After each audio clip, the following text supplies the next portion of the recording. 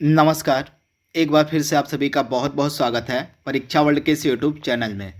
दोस्तों, आज हम ग्राम समाज व विकास का एक और इम्पॉर्टेंट टॉपिक यहाँ पे कवर करेंगे। इस टॉपिक का नाम है भूमि सुधार। जी हाँ दोस्तों, यह जो टॉपिक है आपका एकदम लेटेस्ट का जो सिलेबस जारी किया गया था ग्राम समाज व विकास का, उसमें यह टॉपिक दिया गया है। तो इसी टॉपिक से जुड़े जितने भी इम्पॉर्टेंट फैक्ट और पॉइंट बन सकते हैं उन सभी को आज के इस वीडियो में हम डिस्कस करने वाले हैं। आपका यह जो टॉपिक है भूमि सुधार का, टोटल 2 भाग में मैं आप तक पहुंचाऊंगा। पार्ट 1 में हम देखेंगे कि आज़ादी से पहले भारत में किस प्रकार की भू राजस्व व्यवस्था थी तथा उनमें किस प्रकार का सुधार किया गया, तथा इसका जो भाग 2 होगा उसमें हम आज़ादी के बाद के भू राजस्व व्यवस्था को देखेंगे और उनमें किस प्रकार के आज़ादी के बाद भूमि सुधार के लिए जो रिफॉर्म किए गए थे उनको हम देखेंगे सेकेंड वीडियो में। तो चलिए वीडियो को शुरू करते हैं और देख लेते हैं कि आज का हमारा जो पार्ट 1 है भूमि सुधार का, इससे जुड़े हमने कौन कौन से इम्पॉर्टेंट फैक्ट और पॉइंट को सम्मिलित किया हुआ है। तो चलिए वीडियो को शुरू करते हैं। तो सबसे पहली चीज़ तो आपको यह याद रखनी है कि भूमि सुधार से मतलब क्या होता है, भूमि सुधार से तात्पर्य क्या होता है। तो भूमि सुधार से तात्पर्य है कि भूमि स्वामित्व का उचित व न्यायपूर्ण वितरण सुनिश्चित करना, यानी कि भूमि के स्वामित्व को इस प्रकार व्यवस्थित करना जिससे उसका अधिकतम उपयोग किया जा सके, इसी को हम कहते हैं भूमि सुधार। तो आप इसे याद रखिएगा। हम यहाँ पे आज़ादी से पहले की बात कर रहे हैं, यानी कि ब्रिटिश भारत की हम बात कर रहे हैं। तो ब्रिटिश शासन का प्रमुख उद्देश्य था अधिक से अधिक लाभ कमाना। इसके कारण से जो ब्रिटिश गवर्नमेंट थी उन्होंने कई प्रकार की भू राजस्व सिस्टम की शुरुआत की थी, जैसे जमींदारी प्रथा, रैयतवाड़ी व्यवस्था, इसके अलावा महालवाड़ी व्यवस्था। इन सभी व्यवस्थाओं का जो मूल उद्देश्य था अधिकतम राजस्व की वसूली करना था। तो आप इसे ध्यान दीजिएगा। इन्हीं कारणों से जो भू स्वामित्व था उसका जो है असंतुलित वितरण देखने को मिलता था ब्रिटिश भारत में, तथा इसी असंतुलन को दूर करने के लिए तथा शोषणकारी आर्थिक संबंधों को समाप्त करने के लिए जो है भूमि सुधार की आवश्यकता पड़ती है। कब? तो आज़ादी के बाद। तो मेनली हमारा इस वीडियो में फोकस रहेगा कि आज़ादी से पहले ब्रिटिश भारत की भू राजस्व व्यवस्था क्या थी। मेन फोकस हमारा इस पे रहेगा। तो जितनी भी इम्पॉर्टेंट भू राजस्व व्यवस्थाएं ब्रिटिश गवर्नमेंट के द्वारा शुरू की गई थी, आइए उनको 1 बाय 1 करके डिस्कस कर लेते हैं। यहाँ से आपके एग्जाम में डेफिनेटली 1 से 2 प्रश्न देखने को मिल सकते हैं। इसके बाद हमारा इसका जो सेकेंड पार्ट होगा उसमें हम देखेंगे आज़ादी के बाद भारत में किस प्रकार से भूमि सुधार किया गया उसको। तो चलिए वीडियो को और आगे बढ़ाते हैं। तो यहाँ पे आप देख रहे हैं स्वतंत्रता से पहले, यानी कि स्वतंत्रता पूर्व भारत में भू राजस्व व्यवस्था किस प्रकार की थी, आइए उसको देख लेते हैं। तो पहली व्यवस्था आपको याद रखनी पड़ेगी इजारेदारी व्यवस्था। सर्वप्रथम वॉरेन हेस्टिंग ने बंगाल में 1772 में इजारेदारी प्रथा की शुरुआत की थी। यह एक पंचवर्षीय व्यवस्था थी जिसमें सबसे ऊंची बोली लगाने वाले भूमि ठेके पर दी जाती थी। तो आप इसे ध्यान दीजिएगा, यह एक पंचवर्षीय व्यवस्था थी। तो सबसे पहली फैक्ट तो आपको याद रखना है कि जो इजारेदारी व्यवस्था थी यह एक प्रकार की पंचवर्षीय व्यवस्था थी जिसमें सबसे ऊंची बोली लगाने वाले को जो है भूमि ठेके पर दे दी जाती थी। तो आप इसे याद रखिएगा। सिंपल सी बात यह है कि जो आपकी इजारेदारी व्यवस्था थी इसमें सबसे अधिक यानी कि सबसे ऊंची बोली जो व्यक्ति लगाता था उसको जो भूमि थी वो ठेके पर दे दी जाती थी। सन 1977 में इस पंचवर्षीय ठेके को वार्षिक कर दिया गया। तो ये फैक्ट भी आपको याद रखना है। इसके बाद अगली व्यवस्था आती है ब्रिटिश गवर्नमेंट में, कौन सी? अस्थाई बंदोबस्त, या इसको हम जमींदारी व्यवस्था के नाम से भी जानते हैं। तो सर्वप्रथम आपको याद रखना पड़ेगा इसकी शुरुआत किसके द्वारा की गई थी। तो 1793 में, वर्ष आप याद रखिएगा, 1793 में लॉर्ड कॉर्नवालिस के द्वारा जो है इस व्यवस्था की शुरुआत की गई थी जिसका नाम था अस्थाई बंदोबस्त या जमींदारी व्यवस्था। तो डेट आपको याद रखनी है, किसके द्वारा शुरुआत की गई थी वह भी आपको याद रखना है। तथा जो लॉर्ड कॉर्नवालिस था उसने इजारेदारी व्यवस्था के दोषों को दूर करने के लिए जो है अस्थाई बंदोबस्त की शुरुआत की थी। यह जो व्यवस्था थी आपके जो अस्थाई बंदोबस्त व्यवस्था थी यह पूरे ब्रिटिश भारत के 19% भूभाग पर लागू की गई थी। ये भूभाग कौन कौन से थे?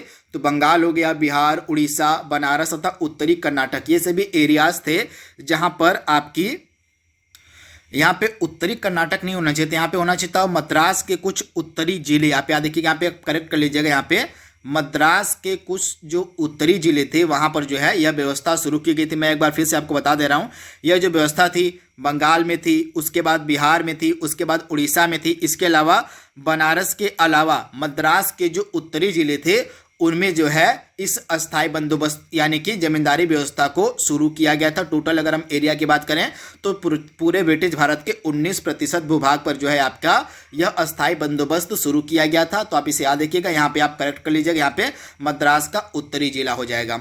इसके बाद जो आपका अस्थायी बंदोबस्त था, अस्थायी बंदोबस्त के तहत जमींदारों को भूमि का अस्थायी मालिक बना दिया गया था, यानी कि जमींदारों के साथ जो है अस्थायी बंदोबस्त किया गया था। जो जमींदार थे उनको भूमि का अस्थायी मालिक बना दिया गया था इस व्यवस्था के अंतर्गत।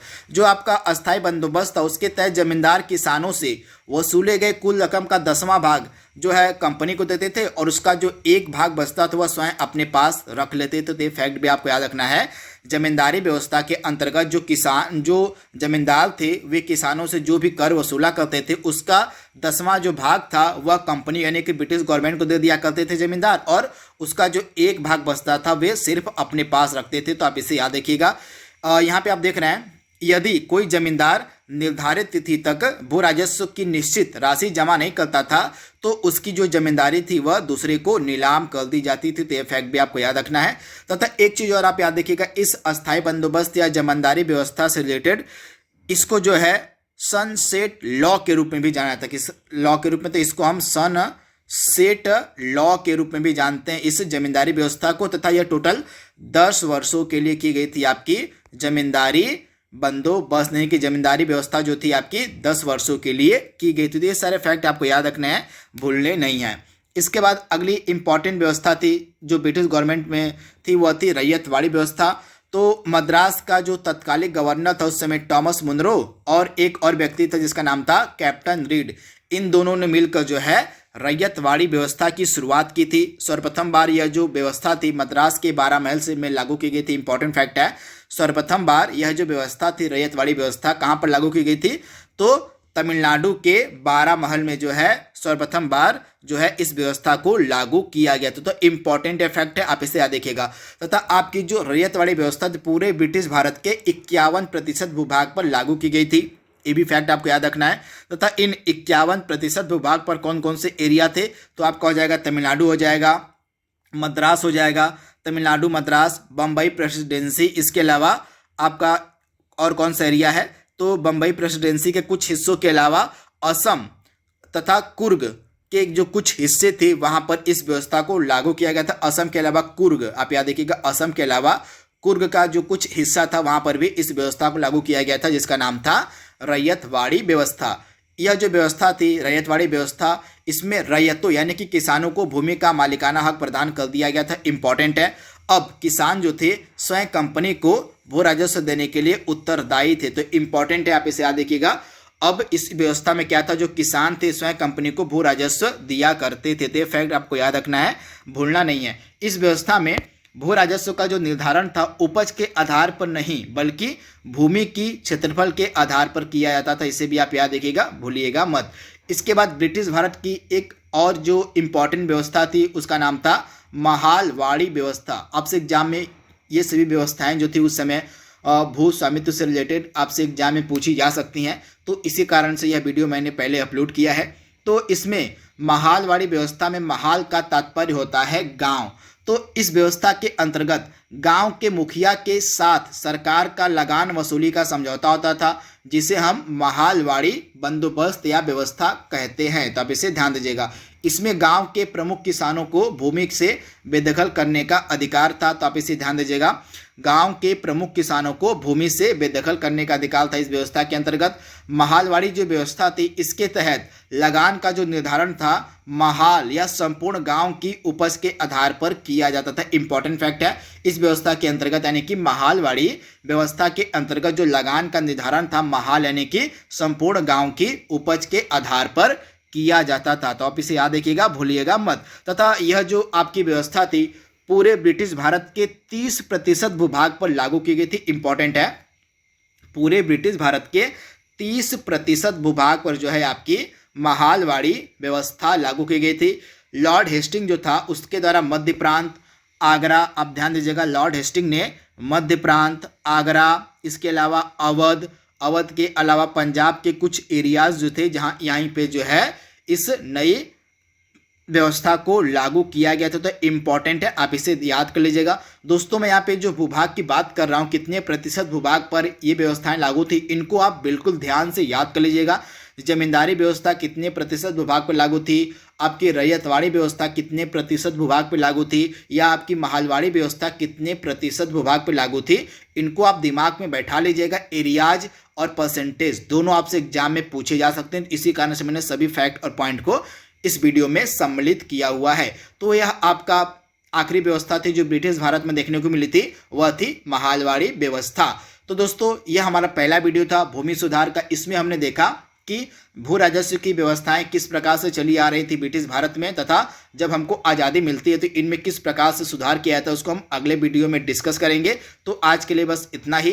तो इसका जो PDF है आपको टेलीग्राम चैनल पे हमारे मिल जाएगा। अपने मैं टेलीग्राम चैनल का लिंक आपको डिस्क्रिप्शन बॉक्स में दे दूंगा, वहां से आप जाकर हमारा टेलीग्राम चैनल ज्वाइन कर लीजिएगा। तो आज के लिए बस इतना ही। Thank you, thanks for watching, thank you.